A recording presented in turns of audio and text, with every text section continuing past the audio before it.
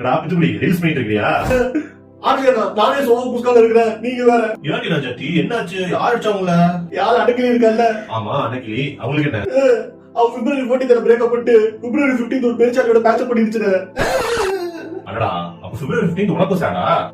பிப்ரவரி 15 மட்டுமா? இனிமேல் ஃபுல்லா நான் சாடு தான். ஃபர்ஸ்ட் போய் வாட்ஸ்அப்ல சோக ஸ்டேட்டஸ் வைக்கணும். டேய் மண்டையா, சார் நான் நீ நினைக்கிற மாதிரி சோகம் இல்ல, சிங்கிள்ஸ் அவேர்னஸ் டே. அப்படின்னா லவ் பண்றவங்களுக்கு எல்லாம் வேலண்டைன்ஸ் டே இருக்கிற மாதிரி சிங்கிளா இருக்கவங்க கொண்டாடுறதா இந்த சிங்கிள்ஸ் அவேர்னஸ் டே. புதுசா இருக்குனே. இதுக்கு பின்னாடி ஒரு பெரிய சரித்திரமே இருக்குடா.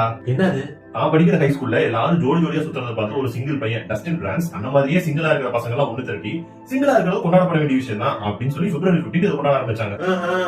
இதை பிரபலப்படுத்துறதுக்காக பிப்ரவரி 15 வேலண்டைன்ஸ் டேக்கு எல்லாம் போராட்டம் பண்றது, அப்புறம் இந்த ரோஸ் சாக்லேட் இதெல்லாம் ரொம்ப சீப்பான விலை கொடுக்கறது மாதிரி இருந்தாங்க. சூப்பர்ல. அப்புறம் அந்த பையன் இறந்ததுக்கு அப்புறமா மிசிசிபி ஸ்டேட் யூனிவர்சிட்டி அபிஷியலா சிங்கிள்ஸ் அவேர்னஸ் டே அப்படின்னு சொல்லி அறிவிச்சிருக்காங்க. அப்போ சிங்கிளா இருக்கிறது கொண்டாடப்பட வேண்டியதுதான்டா.